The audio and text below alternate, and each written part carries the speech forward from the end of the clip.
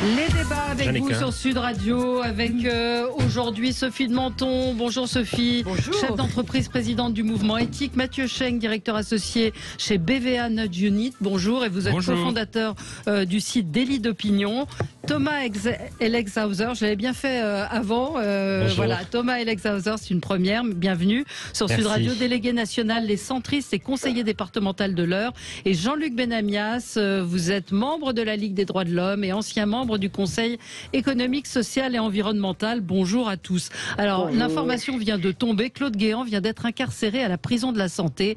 Il a été incarcéré pour non-paiement de ses dettes à l'État suite à sa condamnation après l'affaire de ses dettes de cabinet. On va y revenir dans un instant. Je remercie Stéphane, notre auditeur fidèle, de m'avoir alerté. On va évidemment parler de ce sujet. On va revenir sur ce sondage hier qui nous apprenait que les jeunes Français votent extrêmement à droite, pour ne pas dire plutôt à l'extrême droite, les 18-25 ans. On va revenir sur la candidature de Yannick Jadot qui peine lui aussi à imprimer. Et puis l'hôpital français en état d'urgence. Les services sont au bord de l'asphyxie aujourd'hui et visiblement le Ségur de la santé n'a pas changé grand-chose. Commençons avec vos coups de cœur, vos coups de gueule. Jean-Luc, Jean-Luc Benamias, c'est un coup de gueule d'actualité. C'est le moins qu'on puisse dire. C'est un coup de gueule pour un raté. Depuis le référendum sur la Nouvelle-Calédonie, c'est-à-dire, si je me rappelle bien, vers 84, oui, ça doit être par là. Ouais. Non, beaucoup plus tard, pardon, j'ai pas la date. Les évolutions en Nouvelle-Calédonie entre ce qu'on appelle les Caldoches et les Kanaks évoluaient plutôt positivement. C'est-à-dire qu'il y avait un vrai débat à l'état de Nouvelle-Calédonie. Et là, pour le troisième référendum, les Kanaks, et c'est leur droit, ont appelé à boycotter le référendum. Ce qui fait qu'hier, on se glorifie d'une victoire pour ce référendum à 96%. Sauf qu'il y a 56% d'abstention, ce qui veut dire que près de 90% des Kanaks historiques de l'île n'ont pas voté. Donc c'est un raté. Et c'est un raté dommageable parce que globalement, il y a besoin réellement de continuer une pacification sur l'île, qui était déjà commencée, et surtout d'élaborer une sortie de crise. Voilà. Et la façon dont le président de la République a répondu hier, se félicitant de ce résultat, moi je m'en félicite pas. Parce que je pense Est-ce que le vote n'est pas la démocratie? C'est-à-dire que la meilleure manière de se manifester, c'est de voter. Oui, sauf que quand vous avez en face de vous l'ensemble des organisations kanaks historiques de l'île, qui disent qu'il faut reporter ce référendum de quelques semaines à cause de la crise sanitaire qui est importante, notamment en Nouvelle-Calédonie, on doit les écouter. Parce qu'avoir un référendum où il n'y a que 46% des gens qui votent, alors que l'autre référendum qui avait eu lieu l'an dernier, il y avait à peine 10% d'abstention.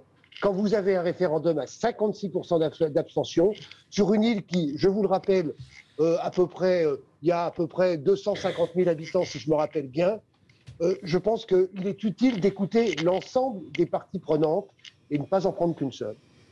Oui, Mathieu Schenk. Oui, en l'occurrence, j'entends effectivement la forte abstention. Ce qu'il faut retenir, c'est qu'on est quand même au troisième référendum sur la question de l'indépendance et que le choix a été clairement évoqué 2018-2020. À chaque fois, en Nouvelle-Calédonie, les citoyens se sont prononcés pour le maintien et le rattachement à la France à environ 55, je crois, et 53%. Donc on a quand même un mouvement majoritaire contre l'indépendance de la Nouvelle-Calédonie. Effectivement, on peut regretter qu'une partie de la population soit abstenue pour ce dernier round, mais en tout cas, la décision et l'orientation est claire aujourd'hui. Oui, j'ai l'impression que tout le monde a intérêt finalement. Oui, parce que les politiques veulent absolument avoir une place géographique stratégique.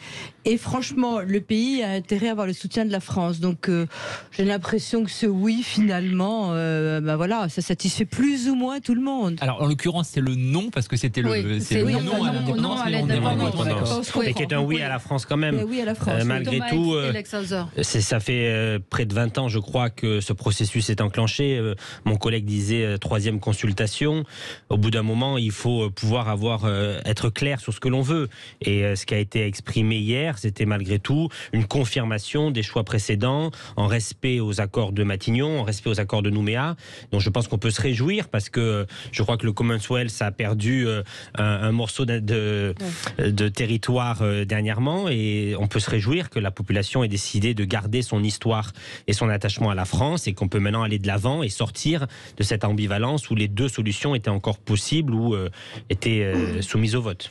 C'est toujours compliqué, Jean-Luc, de dire on va pas voter. Enfin, c'est quand même. Écoutez, je suis pas à leur place. Moi, je ne vis pas sur l'île. Je crois connaître assez bien l'île et assez bien connaître les Caldoches et la problématique qu'il y a sur place, c'est-à-dire qu'il y a une problématique territoriale entre Nouméa, la capitale, où il y a le plus grand nombre d'habitants qui votent non à l'indépendance. Encore faut-il discuter de quelle indépendance, comment on l'a fait, parce que se séparer de la France du jour au lendemain, tout le monde sait que c'est absolument impossible. Je connais la problématique de la position chinoise par rapport au Pacifique. Elle n'est pas nouvelle, mais elle s'intensifie. Mais moi, si tout le monde se satisfait d'avoir un pays qui recommence, une île qui recommence à être coupée en deux, je ne m'en satisfais pas. D'accord. Mathieu Cheng, votre coup de cœur. J'ai un coup de cœur ce matin. Normalement, un train a dû arriver à l'heure, le train de nuit entre Paris, Lourdes et Tarbes. C'est le retour d'un train de nuit après une disparition il y a 4 ans de ce train, de cette ligne. Ça fait suite à l'arrivée d'un autre train de nuit qui est le Paris-Nice, qui avait été aussi supprimé il y a quelques années. Je me réjouis du retour des trains de nuit, pas uniquement pour des raisons écologiques, pas uniquement pour des raisons de pouvoir d'achat, même si on se rend compte que les prix sont beaucoup plus attractifs pour ces trains de nuit, parce que derrière, c'est le retour du train. Le train a été pendant des décennies sacrifié. Entre 2000 et 2020, quasiment l'intégralité des trains de nuit ont été supprimés. Le fret a été sacrifié. On se souvient du rapport Spinetta. On se souvient du rapport de la Cour des comptes qui expliquait qu'il fallait supprimer des lignes, supprimer des petites lignes. Et on est en train aujourd'hui de connaître une inflexion dans un sens contraire. Un plan de relance avec 4,7 milliards qui ont été mis pour le ferroviaire. Une autre annonce qui est passée un peu inaperçue, un train peut en cacher un autre. Effectivement, c'est alors pas l'Italie parce qu'il y a effectivement à côté de l'Italie, en Autriche, il y a la concurrence qui arrive, mais il y a un autre train qui a été inauguré hier, une ligne dans les Vosges, un TER qui va rejoindre Épinal à Saint-Dié-les-Vosges. Et au fait, à un moment où on parle des fractures entre la société, à un moment où on parle des gens qui sont assignés à résidence, il faut prendre conscience que dans toute une partie du territoire, le TER, le train est la seule chose qui relie à la métropole. Bien sûr qu'en métropole, nous avons accès à énormément de moyens de mobilité, la fameuse mobilité douce dont tout le monde parle, l'intermodalité qui permet de aller à la fois prendre sa trottinette, son TER, son train, mais dans des lieux où on est stigmatisé parce que l'on conduit et il y a toujours le spectre de voir disparaître sa petite ligne. On se rend compte qu'il y a une angoisse terrible et aujourd'hui, je me félicite que la SNCF ne soit plus uniquement sur une logique comptable. Cette inflexion et ce plan de relance avec 4,7 milliards pour le ferroviaire, ça va pas être facile à gérer parce que dans le même temps, il y a une concurrence qui s'ouvre. On se rend compte qu'il est possible à la fois de donner de l'argent pour le ferroviaire français et donc de trouver des voies de passage par rapport aux contraintes de l'Union européenne, qui est assez stricte, notamment sur la libre concurrence, pour permettre aux gens de se déplacer, d'avoir une mobilité, quel que soit l'endroit où ils se trouvent, parce que c'est un droit fondamental, celui de la liberté de se déplacer. Alors, vous pourrez réagir, on a déjà une petite minute de retard, mais on va en dire un mot, parce que c'est important, juste après le journal. À tout de suite sur Sud Radio. Avec vous sur Sud Radio jusqu'à midi, et nous débattons, nous commentons l'actualité avec Jean-Luc Benamias, membre de la Ligue des droits de l'homme, ancien membre du Conseil économique, social et environnemental, Thomas Elexhauser, délégué national des centristes et conseiller départemental de l'Eure, Mathieu Cheng, directeur associé chez BVA Nudge Unit, est cofondateur de Délit d'opinion, et Sophie de Menton, chef d'entreprise et présidente du mouvement éthique. Plusieurs sujets, celui de l'hôpital qui est en train de craquer littéralement, et pas que de la faute du Covid. Les jeunes Français qui votent à droite, et Yannick Jadot qui est en campagne. Sera-t-il contraint d'accepter la primaire même s'il dit qu'il n'en est pas question? Et puis on a appris il y a quelques instants que Claude Guéant, ancien ministre de l'Intérieur, ancien secrétaire général de l'Élysée, venait d'être incarcéré à la santé pour non-paiement de certains impôts. On va en reparler dans un instant. Non, même. De ces amendes, oui, absolument. Coup de gueule, coup de cœur. Juste un mot peut-être sur les trains de nuit, ce dont parlait notre ami Mathieu Cheng. Jean-Baptiste Djebari, ministre des Transports, disait relancer les trains de nuit, ça ne veut pas dire les reprendre à l'identique. Je souhaite qu'ils soient accessibles et confortables, des petits prix et des voitures lits. Alors, ce qui est vrai, c'est que je crois que pour le moment, ces trains ne sont pas forcément d'un niveau de qualité de standard attendu, notamment versus la concurrence. Je crois que le train Paris-Vienne, train de nuit qui est géré par la compagnie autrichienne, est plus qualitatif, et qu'en France, il faudrait qu'il y ait également des cabines premium, du Wi-Fi, ce qui n'est pas le cas, je crois, actuellement. Qui gérait le Paris-Venise, qui était absolument extraordinaire? L'Orient Express. L'Orient Express, c'est qui? C'est la SNCF? Non, je ne crois pas. C'est une compagnie Non, mais privée. ça a été racheté, non? Ça a été racheté, ouais. Peut-être par LVMH, je crois, aujourd'hui. Non, LVMH veut lancer, je ne sais plus. Oui, si, vous avez raison. Ah oui? Bon, peu importe. Mais c'est très particulier. Mais oui, c'est génial. Mais le Puy du Fou est en train de lancer une ligne historique, je crois. Non, mais ça prouve qu'on peut faire du luxe, et du luxe pour tout le monde. Non, pas l'Orient Express. Du luxe, mais je parle pas de l'Orient. Je dis qu'on peut faire des choses extraordinaires, et qu'on peut maintenant faire du luxe pour tout le monde. C'est pas très compliqué, et je pense qu'il va falloir aussi privatiser certains trains. Ça me paraît une très bonne solution. Alors, concurrence. On continue. Coup de cœur. Oui, vous vouliez dire un mot, Jean-Luc Benamias? Je veux bien, parce que j'hallucine un peu dans ce qui vient de se passer. C'est M. Djebari lui-même et le gouvernement en place qui avait annulé les trains de nuit depuis qu'ils sont arrivés au pouvoir. Et rappelez-vous l'histoire du fret entre Perpignan et Rungis. Absolument. Qui avait annulé le fret entre Perpignan et Rungis? Oui. Le gouvernement et M. Djebari. Mais ils l'ont remis, non? C'est vrai. Quelques mois plus Oui, ils l'ont tard, remis, mais ça coûte un pognon de dingue, nous dit un auditeur, d'avoir arrêté. Et vous pensez que les camions sur les routes et les tonnages des camions sur les routes et les autoroutes ne coûtent pas un pognon de dingue? Ça coûte un pognon encore plus important. Donc moi, je suis très content qu'on remette les trains de nuit. Heureusement, le Paris-Briançon n'a jamais été supprimé. Il a fallu se battre en Provence-Alpes-Côte d'Azur pendant des années pour qu'il ne soit jamais supprimé. Le train de nuit est indispensable, et je pense que mettre un peu de moyens, évidemment, non pas dans le luxe, mais dans la possibilité pour les citoyens et les clients, notamment en période de vacances d'été ou d'hiver, c'est très important. Oui. Ça évite, évidemment, d'avoir trop d'embouteillages sur les routes, et ça coûte vraiment moins cher le train par rapport à la route et par rapport à l'autoroute. Alors c'est vrai, mais après tout, se tromper, c'est dramatique, on est d'accord, mais revenir, il ne faut pas les insulter parce qu'ils reviennent sur leur décision. Ils se sont trompés, ils ont eu totalement tort. Eh ben, j'aime mieux qu'ils reviennent dessus. En tout cas, il vaut mieux pas se tromper au départ. On a un réseau, je pense, formidable de lignes et également d'autoroutes, il faut le reconnaître dans ce pays, et que c'est un atout majeur pour l'attractivité du territoire. Et je pense aujourd'hui que le fret doit encore plus concentrer des moyens importants et une vraie stratégie de l'État, parce que c'est l'avenir, y compris le fluvial. Mais on est d'accord pour le fluvial à 200%. Allez, votre coup de cœur, Thomas Elexhauser? Alors, mon coup de cœur est un peu original. Il n'est pas faillot parce que je ne le connais pas. C'est la personne de Jérôme Pécresse, le mari de Valérie Pécresse, la candidate. Je trouve qu'il a su trouver une place en parlant. Il a fait Ambition intime sur M6 avec Karine Le Marchand. Il a accepté beaucoup d'interviews et beaucoup de parutions de photos. C'est pas évident parce que c'est quand même un homme d'affaires important puisqu'il dirige une branche d'un grand industriel français. Et il a su trouver une place pour encourager son épouse, dont je pense qu'il c'est vraiment sincère en tout cas, et que ça fait du bien, y compris à nous autres. Bon, moi je suis un petit élu politique, mais souvent nos entourages prennent cher la valeur de notre engagement. Et là, pour une fois, c'est aussi un petit peu l'aspiration de cette campagne, c'est de voir des femmes prendre la main. J'avais dit en septembre qu'on aurait pu partir sur un jeu Pécresse, Hidalgo et Le Pen. Et bien, c'est un peu ce que nous allons avoir.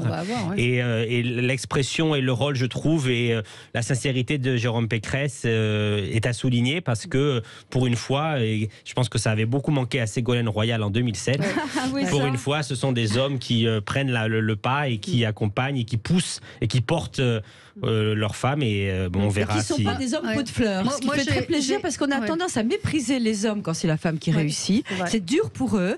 Et Jérôme Pécresse est au-dessus. Et je préfère Jérôme Pécresse à ce qu'on avait pu voir de déconstruit dans quelques semaines. Donc, coup de cœur pour le mari 2, la candidate à l'élection présidentielle. Moi, pour faire un coup de gueule contre mes confrères de la presse écrite qui retouchent les photos. Arrêtez de retoucher les photos. Valérie Pécresse a fait la une de tas de magazines. Les photos sont archi retouchées. Elle n'a pas besoin de retoucher les photos. J'ai l'œil moins expert que vous. Oui, non, mais on n'a pas envie de voir. Valérie, en même temps, il y en a marre quand on se trouve très moche. C'est quelquefois très moche, justement. Je dis, non, quand on se trouve soi-même très moche sur des photos, ça m'est arrivé d'avoir des photos où j'étais très très moche, je me suis dit qu'après tout, on aurait choisi mieux. Là, c'est trop. Franchement, il y a eu des photos où c'était vraiment trop. Vous vouliez dire, deux remarques, Mathieu Cheng évoquait Monsieur Pécresse. Première remarque, c'est d'abord que les femmes sont toujours jugées par rapport à leur physique. Moi, j'ai été fasciné. J'étais en train d'écouter un Cali il y a quelques années sur des primaires. Une étude qualitative. Donc des Français qui sont en direct interrogés sur un débat. Et à chaque fois que les hommes parlaient, les Français évoquaient le fond. Il a raison, il a tort. À chaque fois que c'était une candidate qui s'exprimait, les premiers éléments qui sortaient, c'est « Oh, elle a une jolie robe. Oh non, c'est la moche robe. Elle est bien habillée. Elle est mal habillée. » Et du coup, ce qui est vrai, c'est que à chaque fois que l'on parle d'une candidate, encore aujourd'hui, il y a une focalisation qui est une focalisation physique. Et je pense qu'on doit tous faire attention à mettre hommes et femmes à pied d'égalité, c'est-à-dire on doit juger le fond. On ne parlait pas autant des tenues de Nicolas Sarkozy ou des tenues d'autres candidats. On a beaucoup joué sur son physique. Mais quand même nettement moins que le physique des femmes. Et donc je pense qu'il y a une banalisation à avoir sur ce sujet-là. Ensuite, sur l'étalement de la vie privée. Je pense que c'est un passage obligé aujourd'hui. C'est la question que j'allais vous poser. Puisqu'elle a posé dans Paris Match avec ses enfants et son mari, Marine Le Pen ne l'a jamais fait. Alors, oui, je pense que c'est un passage obligé. L'émission avec Karine Le Marchand le démontre. Les Français attendent de connaître l'intimité des hommes et des femmes politiques. Et pourquoi ? Parce qu'ils ne les croient plus. Donc le seul espace de sincérité perçu, c'est la vie privée. Et le deuxième élément qui est lié à ça, c'est que comme les hommes politiques se sont détachés des idéologies partisanes, et ben la seule chose qui est jugée crédible, c'est qui ils sont vraiment. On cherche à savoir qui ils sont vraiment parce qu'on ne croit plus leurs promesses. Et je trouve que c'est un jeu à double tranchant parce que d'une certaine manière, il y a une mise en scène de la vie privée c'est une mise en scène, qui est plus ou moins fictive. Personne ne cherche à savoir quelle est la vie réelle de Marine Le Pen, de Valérie Pécresse. Et du coup, cette mise en scène, c'est un symptôme de plus du discrédit de la parole publique et de leur efficacité. Non, je ne suis pas d'accord, moi non plus. Alors d'abord, sur le premier point, je voulais dire que Angela Merkel n'a jamais fait de réflexion sur son physique, ou très peu. Non, mais à peine on dit, non, à peine. Et que, donc voilà, quand on s'impose, il n'y a pas que ça à voir. Ensuite, les femmes ne sont pas des hommes comme les autres. Et quand la France entière est béate devant Miss France, moi je trouve cette cérémonie, je la désapprouve. Je veux dire, il ne faut pas s'attendre à ce qu'on ne regarde pas les femmes parce que ce sont des femmes. Ensuite, la mise en scène de la vie privée. Je pense qu'on a besoin de connaître tous les aspects de la personnalité des gens qu'on élise et que ça fait partie, et ça l'a toujours fait partie dans l'histoire, la vie privée de tous les hommes, quels qu'ils soient, de Napoléon à Louis XIV en passant par qui vous voulez. Je crois que c'est un peu nécessaire. Alors, il ne faut pas en faire trop, mais est-ce qu'un homme n'est pas aussi... On dit souvent qu'ils ont les femmes qui méritent. Est-ce que souvent, la vie privée de quelqu'un qu'on va élire n'est pas importante comme trait de caractère? Je pense qu'un tout petit peu, on ne parle pas d'un show de télé-réalité où on suit 24 heures sur 24 des candidats à la présidentielle chez eux, dans leur chambre, sur la douche, etc. Là, ce qu'on a vu, c'était en effet une émission qui est plutôt bien faite. Rachida Dati, d'ailleurs, était assez émouvante dans l'émission de M6 avec sa famille, un peu comme un chef de clan formidable, j'ai trouvé. Et je pense qu'il y a un tout petit peu de cette dose, de savoir qui on est, parce que aussi, les gens ont besoin de savoir savoir à qui ils font confiance.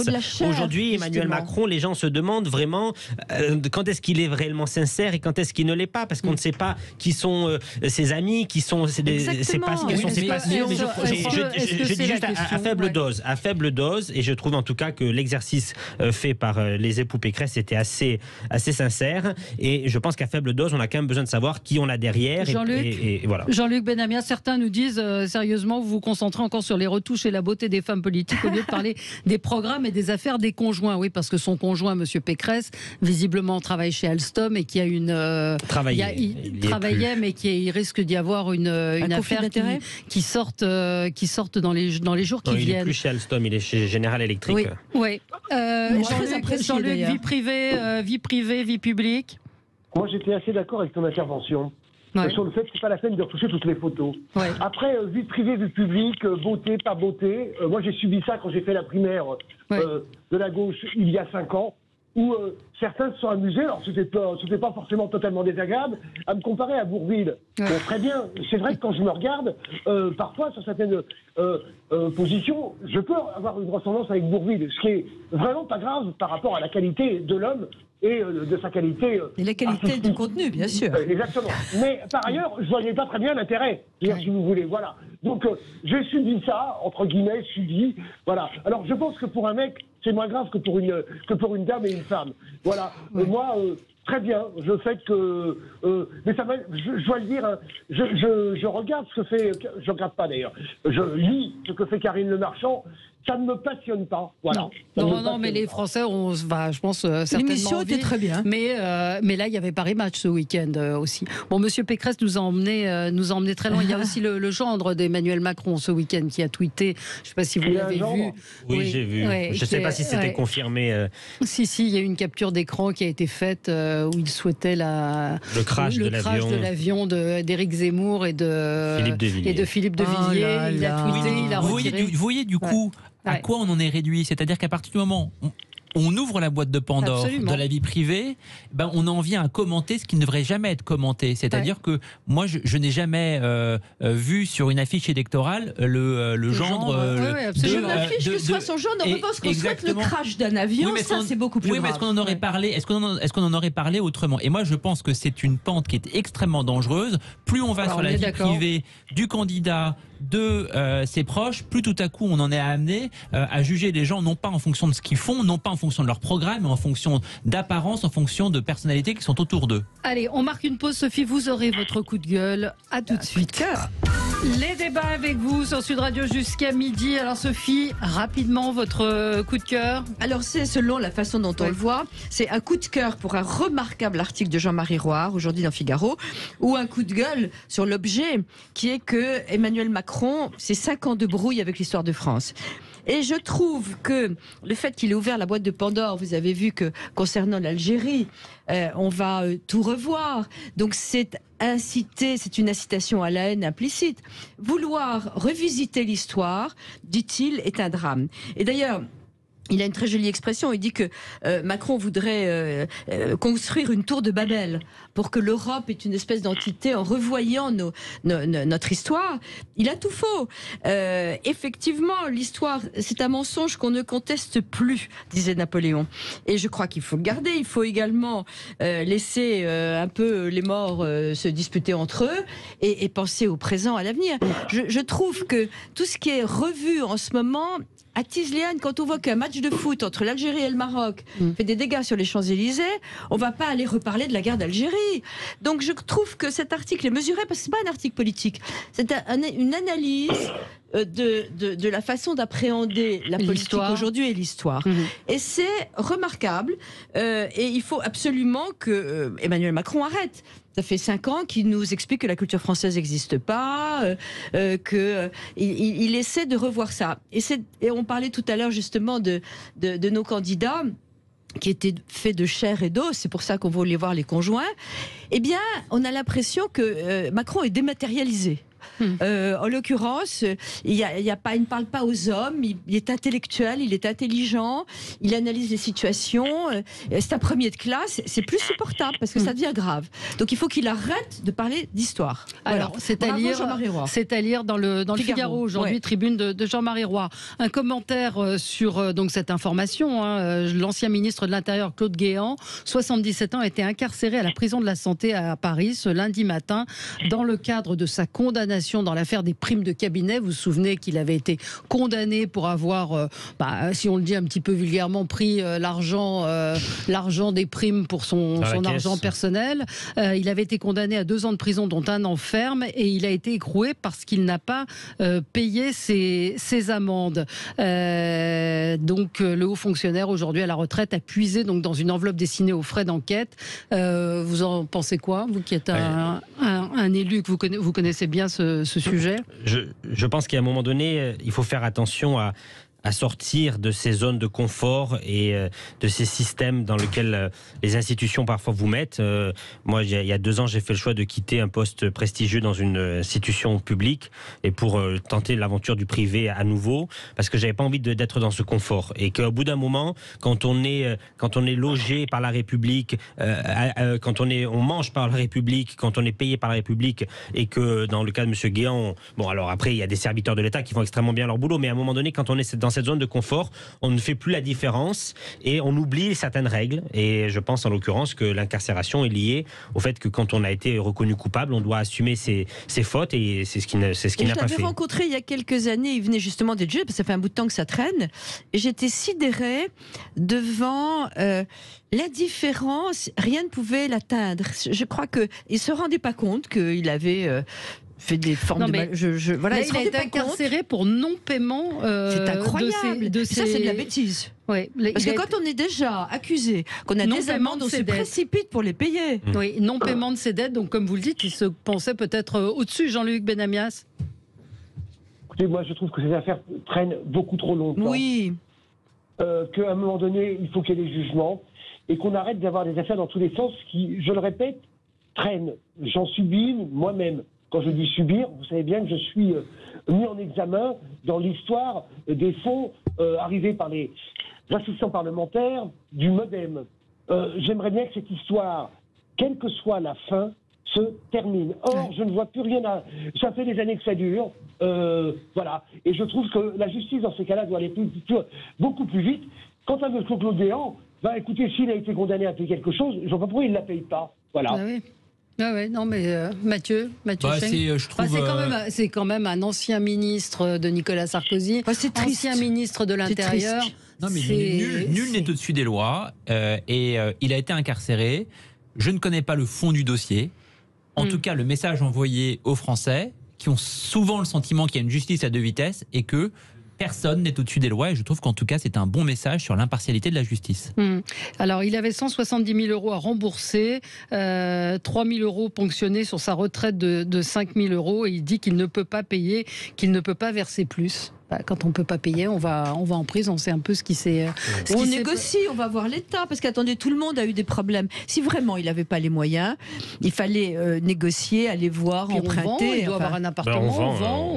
Oui, on fait ce emprunte. Surendettement, ça existe. Il fallait aller voir les comités de surendettement des ménages. Allez, on va marquer une pause pour changer de sujet. L'hôpital français en état d'urgence. Cette région a activé le plan blanc qui va permettre de déprogrammer des opérations et de réaffecter des personnels vers les services de soins critiques. L'hôpital qui est en train de craquer, ça n'a rien à voir, même si le Covid n'arrange pas les choses, mais c'est une situation qui perdure depuis des années et visiblement le Ségur n'a pas changé les choses. A tout de suite sur Sud Radio. Les débats avec Jean-Luc Benamias, Thomas Elexhauser, Mathieu Cheng et Sophie de Menton. Je rappelle votre livre, Sophie, La France sans dessus-dessous, qui est paru chez Erol. Je voulais qu'on parle de l'hôpital parce que j'ai vu passer pas mal de choses ce week-end sur la situation absolument dramatique dans les hôpitaux de France. Évidemment, le Covid n'arrange rien, mais l'État fait croire que c'est le Covid c'est du Covid que découle cette situation.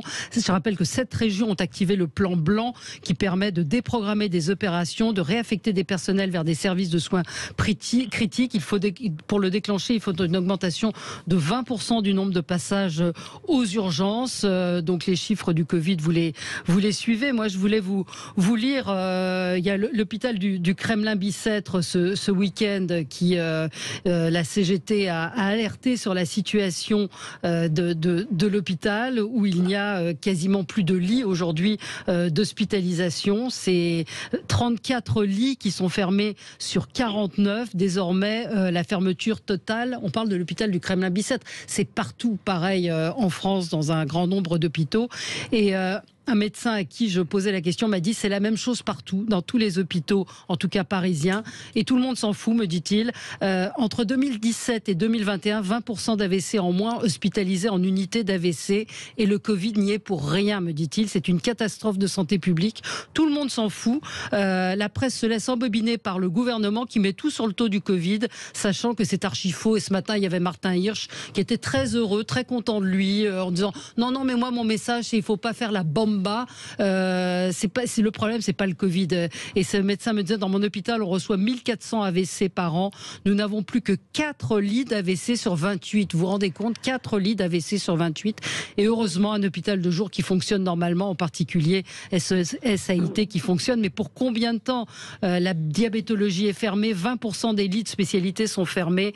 Et donc, c'est un vrai problème. Alors, Sophie. Oui, mais il ne faut rien exagérer. Il se trouve que vous citez... Non mais attendez que je veux laisser moi finir ma phrase. Ouais, il se trouve que ma belle-fille est PH, praticien hospitalier, avec 3 étages, au Kremlin-Bicêtre. Donc je l'interroge non-stop. Ce week-end, je l'interroge non-stop. Bon, non, c'est pas le drame absolu, ce n'est pas vrai. Ce qui est vrai, et là il faut le dire, parce que cette espèce d'indignation récurrente que je comprends, qui revient, il faut savoir qu'on n'arrivera pas à réparer l'hôpital avant au minimum 2 ans. Parce que le problème, tout est lié. D'ailleurs, je le dis dans le bouquin que vous avez la gentillesse de citer. C'était le numerus clausus. C'était les études de médecine. C'est la façon dont on paye les gens. C'est la possibilité pour un médecin d'avoir autorité sur ses infirmières, d'avoir la clé de l'armoire à médicaments. C'est la possibilité, c'est l'administration qui est pléthorique. On parle de fermeture de lit. On parle de fermeture de lit. L'administration bloque tout. L'administration bloque. On en a beaucoup trop. Il faut virer la moitié de l'administration et mettre plus de personnel soignant. Pour cela, ça permettra de payer beaucoup plus les infirmières qui maintenant sont en arrêt maladie sans arrêt. Je vais vous donner un exemple, Valérie, de réorganisation administrative. Ça m'a été raconté ce week-end. Avant, un service avait ses infirmières attachées. Et là, l'hôpital administratif, pour que ça aille mieux et que ça tourne et qu'il n'y ait pas de défection, a arrêté le fait que les infirmières étaient attachées à un service et à un médecin. Or, elle venait quand même, quand elle voyait, ma belle-fille me disait, mon infirmière, elle me disait, je ne vais pas les laisser dans la panade, mon service. Donc elle se forçait à y aller. Maintenant que ça tourne au sein de l'hôpital, c'est devenu anonyme et l'absentéisme a augmenté de 20%. Je veux dire, il y a aussi la façon dont c'est géré qui est un drame, et il faut savoir qu'il faut tout reprendre à la base, absolument tout reprendre à la base. Donc on peut s'indigner tant qu'on veut, il faut y aller tout de suite, immédiatement, et il y en a pour 2 ans. Oui. Alors, l'État ne sait pas. Thomas Elexhauser. Merci. Oui. L'État ne sait pas réformer, ne sait pas gérer. On a bien vu sur la crise du Covid, s'il n'y avait pas eu le soutien matériel et logistique des collectivités territoriales, on n'aurait pas pu distribuer les masques, on n'aurait pas pu vacciner aussi rapidement, etc. Et quand l'État, en ce moment, je fais un aparté, dit que les chiffres de l'apprentissage et de la formation sont excellents par leur action, c'est complètement faux. C'est uniquement lié à la réforme, d'ailleurs, qu'a engagé François Hollande, de fusion des régions, et à l'élection en 2015 d'une nouvelle génération de présidents de région qui ont pris à bras le corps ce sujet de l'apprentissage et qui ont de 2016 à 2018 porté d'importantes réformes, et on a aujourd'hui les résultats. Sur la santé, j'y viens, et l'hôpital, je pense qu'il faut arrêter cette technostructure qui vient de tout Paris. Il faut régionaliser les systèmes de santé, régionaliser les ARS, faire en sorte d'avoir des offres de soins qui soient penser d'un point de vue global. La solution, ce n'est pas que l'hôpital, la solution, ce n'est pas que les urgences. Il y a aussi les PSLA qui sont des solutions de demain, puisque dans notre territoire si grand, avec près de 35 000 communes, on ne peut pas avoir des hôpitaux à tous les quarts d'heure. Ce n'est pas possible. Et donc, je pense réellement qu'il faut arrêter l'État, et ça d'ailleurs, ça sera un reproche à faire au président Macron, qui n'a pas su porter de grandes et ambitieuses réformes de l'État français durant ce quinquennat. Merci à vous d'applaudir mes propos. Mais ce que je veux dire, c'est qu'il faut revoir certaines organisations, que la police, que la justice, ce soit des chaînes nationales, j'en conçois, il faut que ce soit une mission régalienne, que ce soit appliqué. Mais il y a certaines thématiques aujourd'hui qui sont plus efficientes d'un point de vue local, et les régions sont pour moi le bon échelon. Mathieu Cheng. Oui, je pense qu'il y a beaucoup de choses qui ont été dites. Je pense qu'il y a une crise bien sûr budgétaire. Quand on voit le salaire d'une aide-soignante qui est à 1 700 €, 1 800 € après 5 ans, malgré les apports de 150 €, je crois, liés au Ségur de la santé, ce n'est pas entendable compte tenu de l'investissement qu'ils fournissent. Et c'est pour ça d'ailleurs qu'il y a aussi également un turnover aussi important. Donc d'abord, il y a une crise budgétaire, il faut réallouer massivement des moyens pour l'humain. Oui. Au détriment de l'administratif, je suis entièrement d'accord avec Sophie de Menton. Deuxième élément, il y a aussi une crise de sens. Une crise de sens parce que à force de pressuriser, à force de penser à l'acte, on se retrouve avec une population aujourd'hui qui n'a plus le temps de faire son premier métier, c'est-à-dire de soigner, d'être aux côtés des malades. Un chiffre qui est extrêmement important. Vous avez 2/3 des internes qui sont en burn-out aujourd'hui. Et donc on se retrouve avec l'ensemble du corps médical qui est aujourd'hui qui n'a pas les moyens d'être financé, 2 qui a perdu du sens, et puis vous ajoutez à ça une crise globale de la santé en France. Je pense à un sujet en particulier. Les médecins de famille. Les médecins de famille ont disparu aujourd'hui. Et donc, où vont les parents qui ont peur au milieu de la nuit?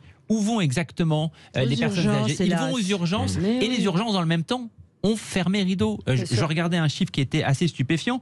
Sur 20 ans, il y a près de 100 services d'urgence qui ont fermé. Donc on voit bien le goulot d'étranglement, une médecine du quotidien qui s'effiloche, avec notamment du numerus clausus qui a raboté le nombre de médecins. Et qui reste le même à peu près, même si on a réformé, ça revient au même. Exactement, une réforme à minima qui a été menée d'ailleurs dès les années 2010, mais qui n'est pas suffisante. Et puis dans le même temps, des superstructures comme les hôpitaux qui, voient disparaître le nombre de lits, 2, qui voient une surcharge qui devient impensable pour les soignants. Conséquence, et je pense à ce que vient de dire Rémi Solomon, qui travaille à la PHP, pas confondre avec son homonyme, qui dit que l'hôpital peut s'écrouler. Oui, l'hôpital peut s'écrouler. Alors ce matin, moi j'ai trouvé surréaliste l'interview de Martin Hirsch. D'ailleurs, le Parisien dit Martin Hirsch avait le verbe haut ce matin, ce lundi matin, c'est chez nos confrères d'RTL. Et à un moment, il dit les soignants ont besoin de continuer à sentir le soutien de la population. Ils ne le sentent plus. L'hôpital est en carafe et les gens sont sans possibilité de recours. Donc il le dit quand même. Et il dit il faut soutenir nos soignants. Mais enfin, ils en ont rien à foutre, pardon de le dire comme ça. Je trouve ça tellement révoltant. Ils veulent de l'argent. Excusez-moi. Mais ils veulent qu'on les considère. C'est pas d'aller les applaudir à 20h. C'est pas d'aller les applaudir à 20h. C'est une façon de dire c'est pas moi, c'est eux. Jean-Luc, on vous a pas entendu sur le sujet. Ce qui est absolument incroyable. On vous entend mal. Il faudrait que vous parliez bien dans le micro. J'essaye. Je n'ai plus le réseau Internet. Excusez-moi, ça a sauté chez moi hier soir. Vive la France. Et donc, je m'en excuse platement auprès des auditeurs et auditrices et avec tous les participants qui sont autour de la table. Ça m'agace tout autant. Voilà. Ce qui m'agace autant, d'ailleurs, c'est la situation aujourd'hui de l'hôpital public. Je félicite ceux qui arrivent encore à bosser, les aides-soignants, les infirmières, les médecins. Parce que j'ai, comme chacun le sait sur Sud Radio, je me soigne un cancer, mais je suis en hôpital privé, je ne vois pas la même poussée de crise et tout cela. Et je le déplore parce que je pense que l'hôpital public est obligatoire. La mise en place des ARS, régionalisation, vous avez raison, sauf que justement c'est l'État qui a créé les ARS et ça ne marche pas, c'est administratif et pas autre chose. Globalement, pour sortir de tout ça, il faut, et je suis aussi contre ce que j'ai entendu tout à l'heure, il faut des hôpitaux de proximité. Mais des hôpitaux de proximité, ils ne font pas tout. Hein, notamment, il faut, par rapport aux naissances, par rapport à cette... Voilà, tout le monde le sait, hein, il y a une restructuration complète à faire, et surtout remettre de l'humain dans tout cela, et des revenus salariaux qui soient au moins au-dessus de ce qu'ils touchent aujourd'hui. Oui, non, mais c'est. Il y avait les maisons de santé qui avaient été. que Xavier Bertrand avait voulu, et c'était bien, puis c'est resté lettre morte. Non, ça on appelle PSLA aujourd'hui, ça se développe quand même. Ça se développe quand même. Mais là, on parle d'hôpitaux. Là, on parle d'hôpitaux, d'opérations qui ne peuvent pas avoir lieu parce qu'il n'y a pas de lit.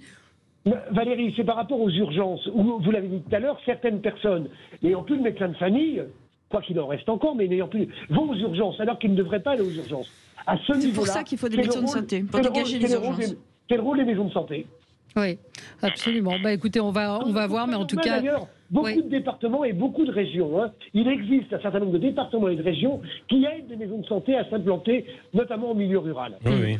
Moi, j'en ai 5 dans mon canton qui vont ouvrir, et dont une à Cormeilles qui est extrêmement prolifique, et qui offre tous les métiers dans un petit village de 1500 habitants, mais qui est une heure de vie, dans lequel il y a opticiens, kiné, gynéco, et gynéco qui sont très très rares de nos jours. Alors, je voulais aussi alerter sur les faux passes sanitaires avec ce drame qui s'est passé à l'hôpital de Garches. Une femme de 57 ans est morte. Elle avait un faux certificat de vaccination. Elle est décédée du Covid-19 donc à l'hôpital Raymond Poincaré. Vous avez peut-être vu le docteur Jalil Hanan pousser un coup de gueule en disant que cette femme, il n'a pas dit qu'elle aurait pu être sauvée, il n'en sait rien, mais qu'en tout cas ça a retardé sa prise en charge et qu'on n'aurait pas eu le même traitement si on avait su qu'elle n'avait pas été vaccinée. Donc attention aux faux certificats aux faux passes sanitaires. Il y a 400... pas attention, c'est des gens qui veulent s'en faire des faux. C'est ceux-là qui sont terriblement coupables. J'espère que les 400 enquêtes qui sont en cours... j'espère que les médecins qui le font sont immédiatement radiés. Absolument. J'ai une solution par rapport à ça. Supprimons le pass sanitaire et passons pédagogiquement au fait de demander aux gens d'aller se faire vacciner. Le pass sanitaire, je l'affirme régulièrement, ne sert strictement à rien. On le voit tous les jours. Ça oblige les gens à se faire vacciner. C'est pour ça qu'ils se sont fait vacciner. La preuve que non, puisque certains trichent. Oui, mais pas beaucoup. Il faut. Moi, je m'étais exprimé au début de l'été quand il y avait eu les mouvements anti-vax sur d'autres médias, et j'ai toujours dans mon entourage des gens que je connais bien et qui refusent de se faire vacciner. Je pense qu'il faut à nouveau repasser un message. Aujourd'hui, la majorité des cas en réanimation sont des personnes qui ne sont pas vaccinées. Qu'il y ait pu y avoir des doutes, des inquiétudes, des craintes vis-à-vis de ce vaccin, qu'il y ait pu y avoir une période d'adaptation, mais je pense qu'à un moment donné, il faut que les gens comprennent que vivre en société, ça implique des droits, ça implique des devoirs, et que c'est un véritable risque qu'ils font prendre pour eux-mêmes et pour les autres. Et s'il n'y avait pas cette majorité de non-vaccinés en réanimation, je ne pourrais pas tenir ces propos-là, mais d'après les chiffres et d'après ce que l'on nous dit aujourd'hui, c'est cette majorité qui est aujourd'hui en réanimation, et c'est un constat difficile à entendre. Oui. Oui, ce que je trouve dur, c'est qu'une personne qui est convaincue que le vaccin est mauvais pour plein de raisons, aujourd'hui a peu de chances de revenir en arrière. Nous, on constate que malheureusement, il y a ce qu'on appelle des bulles de filtre, où des gens qui ont décidé de ne pas se vacciner vont aller trouver les arguments sur Internet qui vont confirmer leur dire. Ils sont enfermés dans des bulles de certitude, et le discours de la raison n'a que peu de chances de fonctionner. Le seul moment où ça peut fonctionner, c'est quand certains de leurs proches ou eux-mêmes tombent malades, sont en réanimation, et tout à coup, quelquefois, il y a des regrets qui viennent, souvent trop tard, lorsqu'ils sont intubés, lorsque leurs proches sont intubés, et qu'ils disent au médecin: je regrette de ne pas avoir été vacciné. Il y a ce moment de vérité. Quand c'est pas grave, ça les conforte, c'est ça qui est pire. Ça. Tout à fait. Et quand c'est pas grave, effectivement, quand ils s'en sortent, ils nous expliquent qu'au fait, ils avaient bien raison de ne pas se faire vacciner. Donc, le seul moment aujourd'hui où les yeux se décilent, si je puis le dire, c'est quand la personne est sur le point de mourir, ou que ses proches sont sur le point de mourir. C'est dommage. Il y a effectivement des... Oui, Jean-Luc ? C'est pas le pass sanitaire qui par rapport à cela, règle quoi que ce soit. Alors, attendez, une auditrice me dit pourquoi ne parlez-vous pas des morts par effet secondaire? Alors, je peux vous dire, pour avoir interrogé des médecins, ils n'ont pas eu de mort par effet secondaire, en tout cas en réanimation. Il n'y a pas eu ça. Tous ceux que je connais autour de moi qui ont un Covid ou grippe sévère sont doublement vaccinés. Alors, les blablas, vous voulez garder. Oui, grippe sévère, mais pas réanimation. Personne n'a dit le contraire. Et puis, pensez éventuellement aux autres. Je voyais un interne qui tweetait ce matin, patiente de 82 ans, fin de vie aux urgences depuis 27 heures. Pas de place sur l'hôpital, hormis un lit Covid suite à une sortie pour ne pas poursuivre une fin de vie au fond d'un couloir. On va l'hospitaliser en secteur Covid. Ce putain de virus prend des places qu'on n'a pas. Aidez-nous.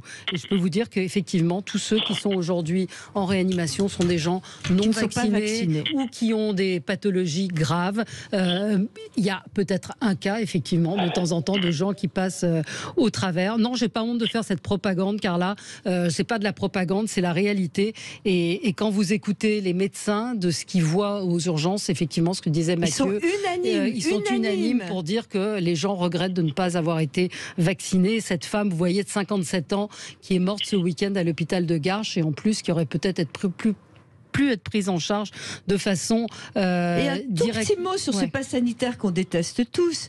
Si Macron n'avait pas annoncé qu'il fallait avoir un pass sanitaire pour aller au restaurant, etc., il n'y aurait pas eu ce regain de vaccination. Le lendemain du jour où il a annoncé ça, et encore récemment, tout le monde va se faire vacciner. Donc, je veux dire, c'est pas le pass sanitaire en lui-même qui est intéressant, c'est ce que ça provoque au niveau des vaccinations. Allez, on marque une pause et on se retrouve dans un petit instant. Non, ça ne suffit pas. Mais j'entendais ce matin le docteur Hamon qui disait qu'il arrivait quand même à convaincre certains de ses patients, un obèse diabétique qui jusqu'à maintenant n'avait pas voulu se faire vacciner et qui avait finalement accepté de le faire. On se retrouve dans un instant avec vous sur Sud Radio. Avec vous sur Sud Radio, on est ensemble jusqu'à midi. Je voulais qu'on revienne sur ce sondage. Les jeunes Français votent à droite à 4 mois du premier tour, donc de l'élection présidentielle. C'était dans le JDD hier, un sondage IFOP sur les intentions de vote des 18-30 ans. 25% voteraient Emmanuel Macron, 20% Marine Le Pen, 12% Éric Zemmour, 11% Jean-Luc Mélenchon, 10% pour Valérie Pécresse, 8% pour Yannick Jadot et Anne Hidalgo, 5%. Ça change pas, quelles que soient les catégories. Les sujets prioritaires pour les jeunes Français, la santé, l'éducation, la sécurité, la lutte contre le terrorisme. Moins important pour eux, la réduction de la dette et l'Europe et l'Union européenne.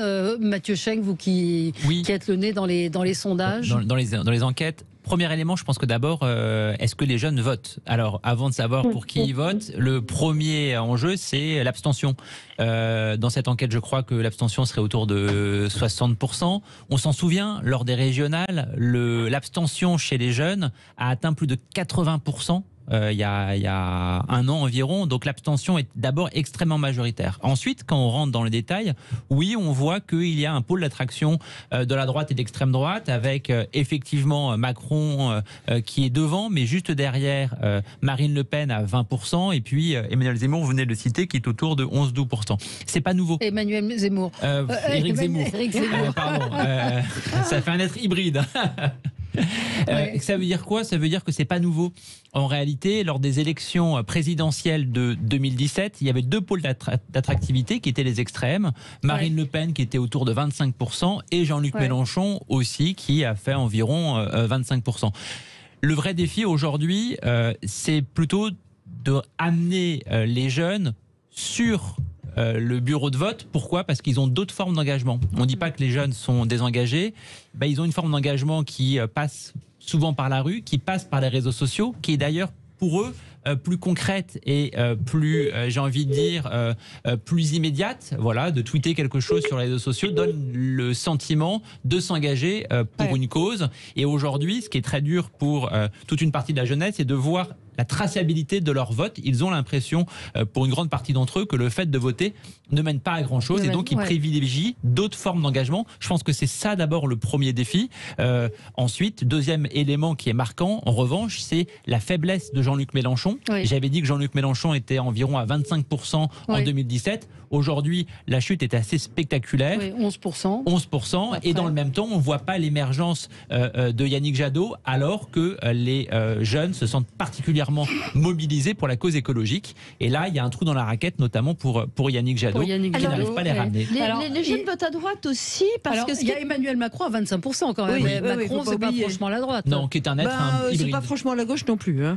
C'est Emmanuel Macron. Moi, je crois que les jeunes, quand on est jeune, on est toujours un peu révolutionnaire dans l'âme, on a envie de changer les choses. Et curieusement, aujourd'hui, ceux qui vont changer les choses, c'est le discours de droite. C'est plus le discours de gauche qui est discrédité, le partage, le machin, etc. Il n'y a que le wokisme qui peut attirer certains, mais j'ai l'impression que aujourd'hui, l'espoir de changement, il est à droite. Mais avec un intérêt pour la présidentielle, 40% se disent assez intéressés, 21% très intéressés. Donc il y a une majorité de ceux qui ont été sondés, en tout cas, qui sont intéressés. Ces chiffres vous étonnent, Thomas Elexhauser ? Aux dernières élections, monsieur donnait la participation des jeunes au régional. On s'étonnait de la participation. Moi, à un moment donné, j'ai pas envie de pleurer pour ceux qui se déplacent pas pour aller voter. Aller voter, c'est un devoir. Ce sont des générations entières qui ont battu. C'est beaucoup de sang qui a coulé pour le droit de vote, avoir pour chaque Français la même voix, c'est-à-dire que en fonction de son milieu social, de sa religion, sa couleur de peau, du quartier, de la ville dans lequel on habite, on vaut tous le même vote. Donc moi, j'ai pas envie de pleurer pour ceux qui disent je vais pas voter. T'as qu'à aller voter, faire ton job et après on discute. C'est le premier point. Deuxième point, moi j'étais au lycée quand est arrivé le mouvement CPE. Et donc, j'ai le souvenir de cette génération de jeunes qui croyaient en l'espoir de la gauche, qui étaient révolutionnaires, qui cadenassaient mon lycée. Moi, j'étais à la lutte anti-blocage. Je m'énervais, je montais sur les tribunes, je me faisais insulter pour dire « ouvrez le lycée, il y en a marre ». Je vois qu'aujourd'hui, peut-être, il y a une évolution de se dire qu'aujourd'hui, la gauche est tellement perdue en France, est tellement à côté de ses pompes, est tellement pas connectée au monde dans lequel on vit, à l'économie de marché, à l'internalisation des modes de vie. Et je pense peut-être que les jeunes ont fini par se dire que la gauche, aujourd'hui, en tout cas, c'était pas la solution. Oui, Jean-Luc, la parole est à la défense. Ouais, si vous voulez, si tu veux. Un sondage où 60% des jeunes ne répondent pas est un sondage déjà bizarroïde, mais on va prendre les 40%. Moi, je crois que l'état du pays, l'état de distorsion du pays, le fait qu'on soit, pour une bonne partie de la jeunesse, pris au piège de cette maladie horrible qui est le Covid, fait qu'il y a une distanciation extrêmement importante. Je ne m'en félicite pas, mais ce qui m'étonne, c'est qu'il y a eu un changement aussi rapide, alors que si on prenait les sondages il y a 1, 2 ans, 3 ans, l'environnement était très souvent, et arrivait très souvent en tête. Voilà. Le pays est en crise, et sérieusement en crise, et quand une jeunesse ne va plus voter, c'est encore plus en crise. Est-ce que les jeunes s'en fichent pas du Covid? Moi, j'ai plutôt l'impression que les jeunes en ont marre des contraintes, mais qu'ils se fichent un peu du Covid. Moi, je suis pas sûre que ce soit du tout ça qui les empêche d'être concernés par l'élection présidentielle. C'est ceux, Sophie, qui vont le moins se faire vacciner, car ils comprennent, en tout cas ils ne comprennent pas, que c'est intéressant non pas pour eux, mais pour l'ensemble de la société. Tout à fait vrai. Et qu'à ce niveau-là, quand on c'est vrai. Excusez-moi, regardez les prochaines générations qu'on va trouver quand on oblige nos enfants dans les écoles à faire du sport à l'extérieur avec un masque dans la cour de récréation. Oui. Je trouve ça, je l'ai déjà dit sur Sud Radio. Oui, vous l'avez dit.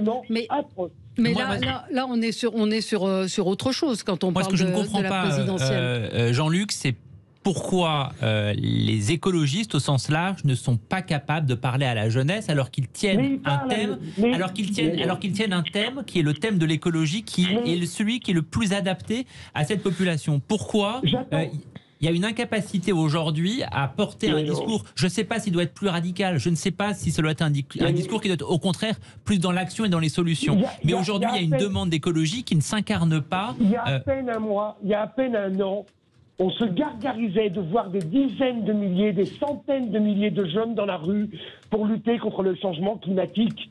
Alors, je veux bien qu'en un an, tout change. Je pense qu'il y a une grande déstabilisation de la crédibilité de la politique en France. Terrible, parce que c'est plus important qu'ailleurs, hein, sérieusement. Plus important en France qu'ailleurs. Je ne dis pas que ça va bien ailleurs, mais en France, ça va à ce niveau-là. La démocratie est en sérieux danger. Voilà. Mais la gauche n'a pas su mobiliser la jeunesse. Jeune et droite, ça paraît, il y a quelques années, c'est des mots qui n'allaient pas du tout ensemble. Et là, c'est vrai que ce sondage... On voit quand même une évolution électorale française importante. Aujourd'hui, le bloc de gauche, tout rassemblé, fait 25. Et donc, ce qu'on voit dans le sondage que vous citez, ça reflète aussi l'évolution de la société. C'est-à-dire de se dire que le sujet de l'identité, le sujet de la nation, le sujet de la sécurité sont des sujets qui prennent le pas sur d'autres thématiques et que, en réalité, la direction que prennent les jeunes vers des choix de droite ou de centre-droit ou de macronisme vont aussi répondre à ce besoin de réponse à la sécurité, à l'identité.